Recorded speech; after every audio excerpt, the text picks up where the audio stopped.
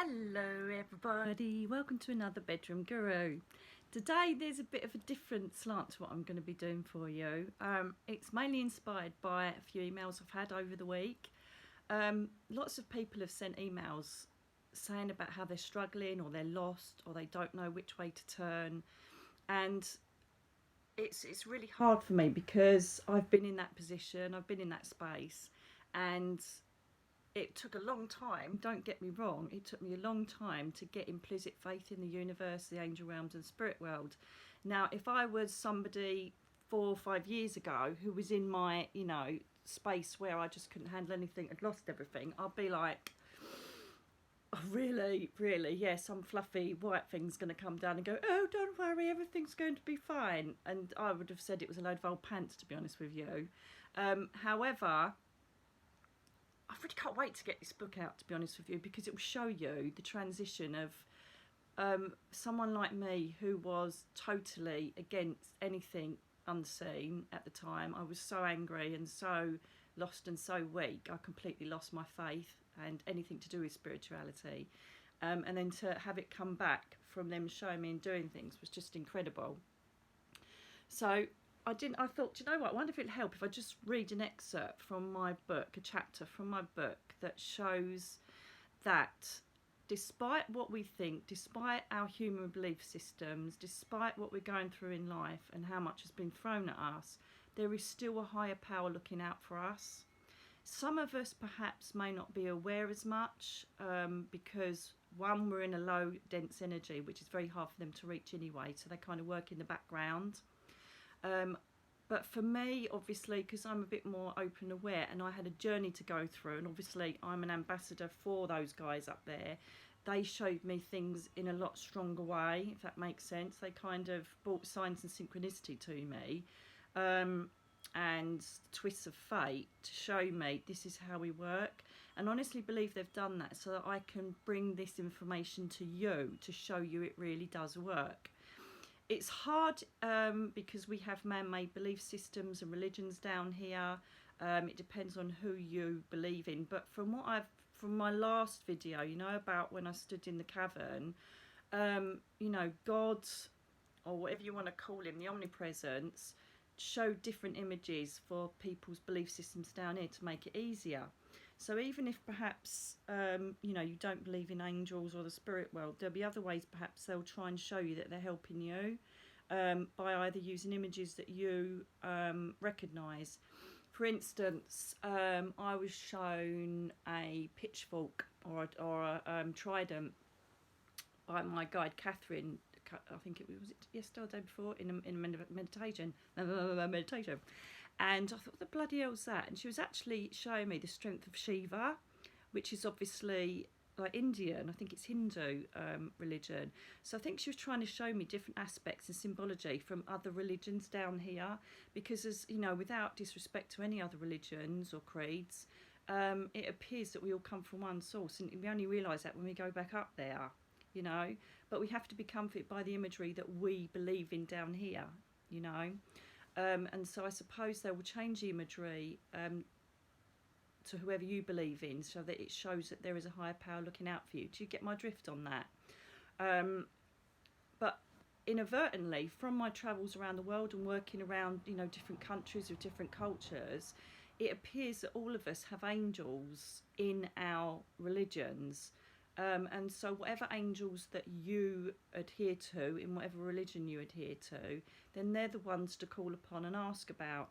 For some reason, I don't describe myself as a Christian. Obviously, I describe myself as a spiritualist. However, most of the angels that have ever been shown to me, or the ones that stood before me or visited me since I was a kid, they seem to kind of go along the Christian bit, like Gabriel and Raguel and Raphael and Michael.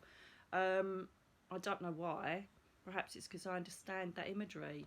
What I'm trying to explain is that the higher power, no matter what religion you are, they will change their imagery and how they look, so that you can see that your angel or your belief system is there in front of you. What's the harm in trying it? If you're a skeptic, or you are in the deepest, darkest depths of perhaps a mental health episode, depression, or you're grieving, or you're suffering loss, or everything's just gone wrong. It could even be things like you're going through a divorce, and divorce, people say about divorce being, is quite scary, it is quite, but it's either the man or the woman that ends up with absolutely nothing again, and they've got to start again, and they've invested all this love and this time into a relationship, and they end up with nothing, and it's just all this nasty bitterness. And so it can bring so many emotional and spiritual ailments to yourself through any split or grieving. So I don't know why, but I'm going to read this chapter out to you. It's right in the middle of the book. There's supposed to be a couple of spoilers there, but hey ho, because it just hit me.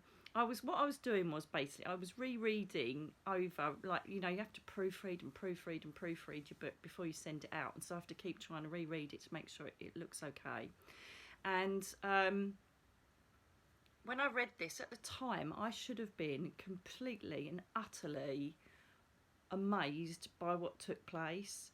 And I suppose skeptics, or even the skeptic in me at the time, could have thought I was making this up because I was in such a bad space. But then the dogs wouldn't have reacted how they did either.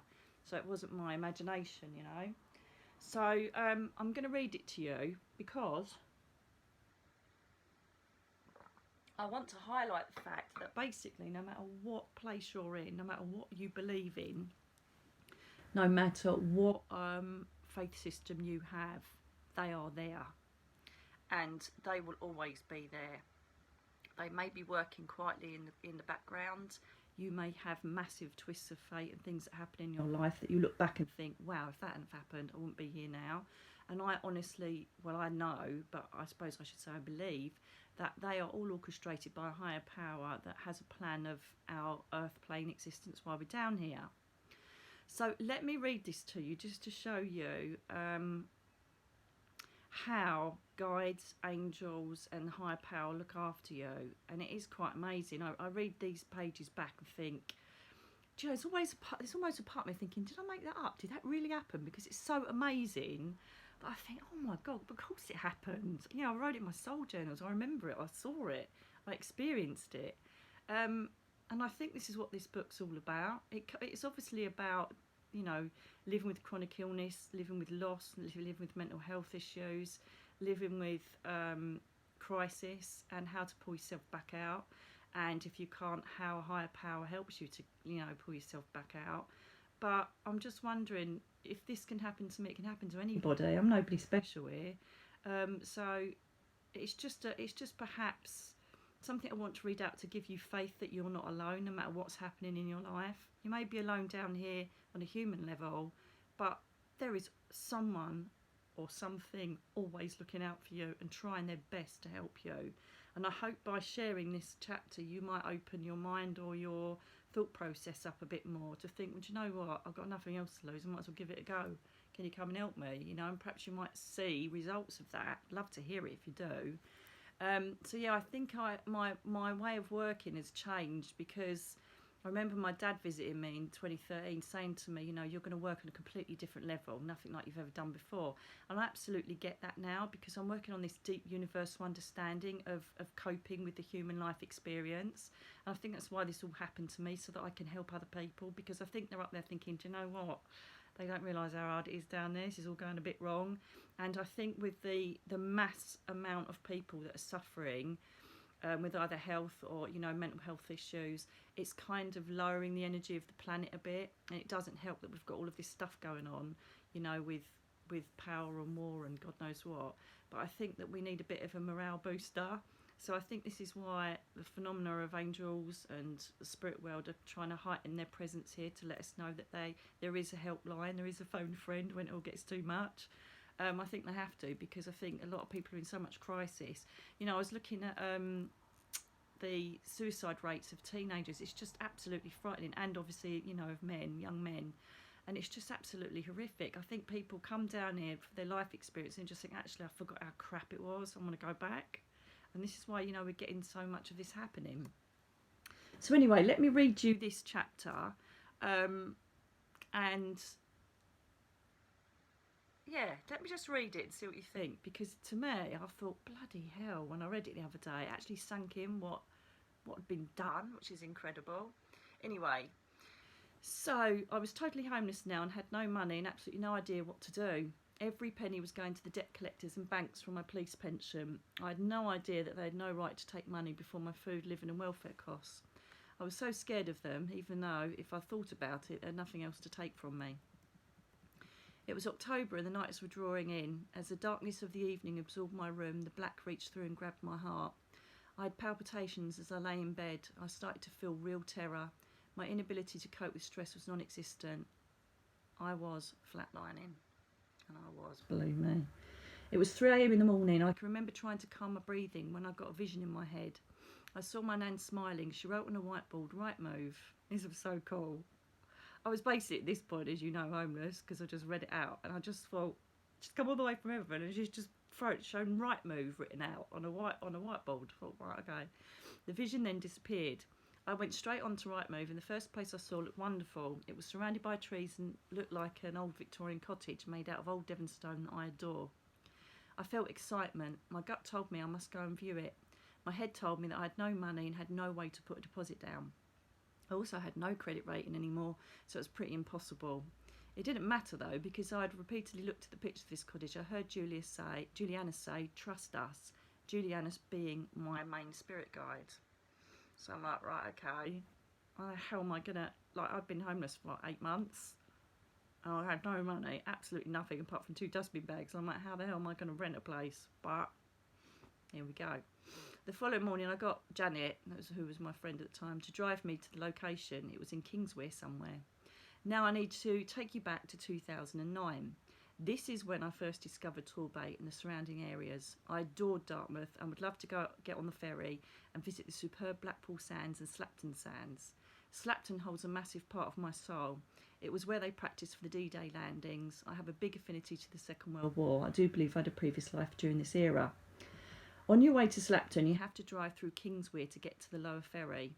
I would pass this stunning cottage that was on the grounds of Kingswear Cemetery. I used to joke and say, "That'll be my place one day," or "There's my cottage." How funny would it be for a medium to live with the dead? Well, as I was driving along with Janet to view this property, I found us going down the Brixton Road towards that cottage. I couldn't believe my eyes when we pulled up on the drive. It was a cemetery lodge cottage that I joked about living in for years. I didn't even go in. I phoned the estate agent and told them I wanted to rent it. After they took my details, I then realised I didn't have a penny. What was I even thinking? I then had an idea pop into my head. It was a cheeky one, as I'd only known him for a couple of months, but I somehow knew that he would help. Jay, he was a friend that I met. I called him up. He didn't even hesitate. He loaned me the money to cover the deposit and 4 months of rent. How many people do that? Not being funny. And I never would have asked. I've never asked for any money from anybody in my life, ever. Never was in debt before it all happened. And I just phoned up and knew that he'd do it. It was just really weird. Anyway, don't even ask me how I got through the credit check. That in itself was a miracle, as I was in debt up to my eyeballs and had stopped paying my mortgage on both places and on my car loan. In real life, this would have been impossible, but it was a little miracle, one of many to come. I moved in on the 7th of November 2015. My friends Darren and Rob went and picked up my belongings that had been stashed in storage from my house in Essex. I was finally going to be reunited with all of my things and have a home. It was exciting on the day as we unpacked everything. I also had to get all of the things from the caravan that was in storage as well. I was pushing myself, but I didn't care. I adored the fact that my lounge was 2 foot away from the first grave. I know, weird, right? I'm not going to lie, I did sleep with the light on for the first few nights, but found that the place wasn't haunted at all. Who wants to stay around a cemetery after they've passed? True. I didn't write true in there, by the way, I just thought I'd add that. The first couple of days I sat by the stream at the bottom of the cemetery listening to the water bubbling over the rocks. I wandered around the graves listening to the silence, finding a sense of peace. I would even talk to the people marked on the graves about their lives down here. I'm sure if anyone saw me, I would have been hastily taken to a secure compound. I lit massive fires in the lounge when I could get out of bed from the wood I'd found in the nearby woodland. I remember sitting in front of the fire, cheeks burning, thinking I was going to be okay. I needed this place. It wasn't practical, as it was in the middle of nowhere with no neighbours. Everywhere the eye could see there was nothing but trees and fields, and obviously graves. There was also a small chapel in the middle of the cemetery that I would go and sit in and send prayers up, desperately asking for help. It was like a spiritual retreat away from the chaotic world. I needed to withdraw and disappear, and this was a perfect place for it. After 3 days of moving in, I got out of bed and promptly collapsed on the floor. I couldn't get up. My body had given up. I'd pushed it way too far during the move, and it was now time to pay the price. The depression then started to kick in as I realised I was still desperately ill and it was not going anywhere anytime soon. The pain was so overwhelming it hurt even to cry. Every breath made the muscles scream in my torso. I managed to crawl back to bed and slept on and off for days. I remember one afternoon when I'd been in bed for about 5 days. I hadn't washed, hadn't eaten, and felt like death. The dog started to bark at the window. I sat up instantly and saw a huge shadow start to darken the room. I wondered what the hell it was. I thought it might be a low-flying aeroplane, but there was no sound. I then saw through the landing the other rooms darken. I was terrified. I thought perhaps the house was haunted after all. The hairs on the back of my neck went up and the room went cold. I could smell a strong floral scent and then heard music as if women were chanting in a faraway place. I honestly thought that I was losing the plot. I then heard Julianus. He was in my room. Shh, don't worry, my love. Oh my God, it makes me go tingly because I remember that when I heard the voice. Oh my God, that was just so amazing. His velvet voice washed over me and I felt myself relax. The seraphim are here. They are protecting your dwelling. This will now be your sanctuary. No one of detriment shall pass through your door. Your healing is now to begin. Julianus then projected in my mind this huge angel in dark robes. Her black hair was cascading down over her shoulders. She looked like a warrior princess. I saw her cloaks cover every area of the cottage. I could hear her chanting. The dogs were going crazy. The darkness then lifted and everything went back to normal in a blink of an eye. What healing? How are you going to do it? I asked out loud. No one answered. I lay back down and fell into a dreamless sleep. As I dozed off into the haven that took me from the pain, I registered that the dark-cloaked woman was indeed a seraphim, a warrior angel who travels on the frequency of song.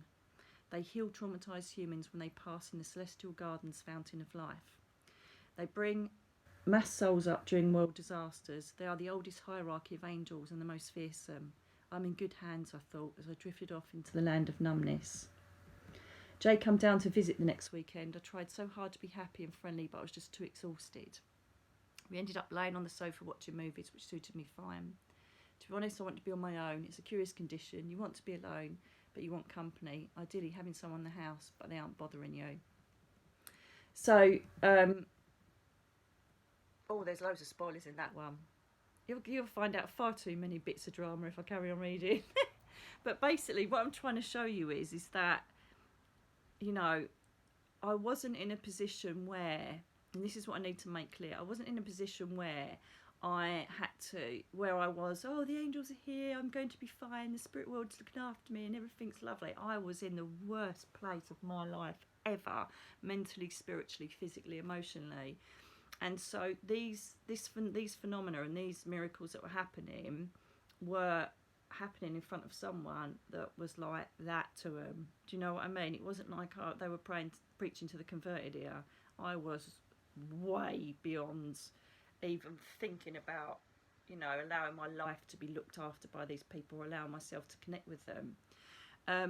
And so if you actually think about what I've just read out, my spirit guide, Julianus, came down to my room knowing the state I was in, knowing that I'd moved into a place finally after being homeless for a long time, and then brought a seraphim, which is the oldest order of the angels, and just surrounded my house with this protective energy, not for anything negative, i.e. like spirit people, just to create a healing sanctuary to protect me from people coming in and perhaps hurting me. And it was basically, you know, there are other excerpts later on that say about this, where they need to keep me out of the world, out of the way of people that could harm me or drain me. They needed to keep me in this protective bubble of healing and self-discovery. And the biggest thing, when I look back, I think, are you sure you weren't half asleep, did you? And I think, well, no, because the dogs were going ballistic and the whole house darkened. And so that's what I love about it, because there was a physical phenomena that took place. So I couldn't think that was just all in my mind because I was so desperate at the time, you know. And luckily enough, the dogs are the antennae for everything that happened, because most of the time when I ever had any visitation, they were going mental as well. So I'm like, good, I'm not making this up. I'm not turning into, you know, complete Fruit Loop. And so, yeah, he brought down one of the oldest, most strongest, most fearsome hierarchy, one of the seraphim, to come and protect my house and stand over it and make sure that nothing came in. It didn't. It was the most peaceful, most amazing time I had in that place to heal. And the reason I wanted to share that, as I say, is that it's about having faith that you are not alone. It is about the fact that you do have, whether you believe it or not, and again, irrespective of your religion, you do have people, I say people, but you have celestial bodies looking out for your earth path all of the time. Now, if I could just help one person understand this and get that faith, because once you surrender and say, all right then, you're showing me stuff, I'm done, show me what you can do, I'm telling you, they will bring you stuff that nobody will believe unless they witness it with you. That it's just truly remarkable. It is truly remarkable. So I'm just saying, spend 5 minutes in the quiet time if you're in crisis, or even if you're not, you know, and just sit there and say, I'd like to be aware of, you know, who's looking out for me. I'd like to be aware of if there's anybody helping me. I'd like help with this. I'd like help with that. What is the problem of just asking for someone else to help you, even though they're obviously not human?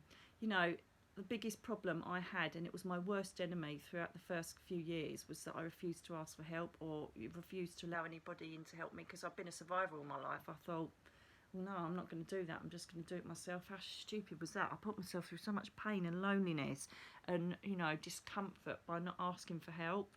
And now I do it all the time. Do it all the time. It's the first thing I think of. Who's best at helping me for that? Who's going to be at home? And, you know, I don't even think about it now, whereas that would have been like sacrilege if I'd done that back then, because I'd always been this fighter, this survivor, and didn't trust anybody. So anyway, I just wanted to share that to give you some inspiration that no matter what situation you're in, you are not alone. And I hope that that brings comfort to some people, because if I hadn't have had what they showed me, I think I'd be dead by now. There's no doubt about it. Definitely would have been. So I hope you've enjoyed that little bit of my excerpt. As I said, I couldn't carry on reading because there's some real spoilers in there. And you'll be, it is like, you read it. When I read through it, I was like, oh my God, did that really happen? How did you carry on? Oh my God, then that happened. It's like one kick in the nuts after another. It was horrific. But now, as I say, I'm the happiest and most contentest I've ever been in my life. And I know I say it a lot, but I'm looking out across now to the valley. I can see the lakes over there. And I think there's a swan just going past. And I look out to the fields, I can hear the sea. And I just think, my God, they got me here. So that's the faith you need to have. I think faith perhaps means there's a bit of hope there, but I want to say knowledge. Know that if you ask for help from them, you will get it. But there's an essence in you that has to surrender and has to go, do you know what? I've got nothing else left. Come and help me, you know? So I just thought I'd share that with you before I start doing my email readings. And I really hope you've enjoyed this little video. If there's anybody you know that's struggling, send them this. Perhaps it might just start a little spark of an idea in there that makes them think, do you know what? Got nothing else to lose. I'm going to ask. And just wait for the weird twists of fate, synchronicity and signs to happen, because it will. So thank you for watching. Again, as I always do, I thank you for all the emails you send me, saying how much you enjoy the videos. I'm really chuffed about that, so thank you. And if you've got any questions about anything, or there's stuff that you want to ask, just ask me. You can send me, you know, I'll put on the comments here, or you can send me an email. I think all the links are there, or go on Twitter, whatever you want to do, Facebook. Just ask me the questions and I'm more than happy to answer them. And if I don't know the answer, I'll give you my best opinion, idea or inspiration. Okay, so hope you're all doing well, and I hope you're enjoying and getting as much as you can from these videos as I do giving them out to you. So until next time, take care. Bye.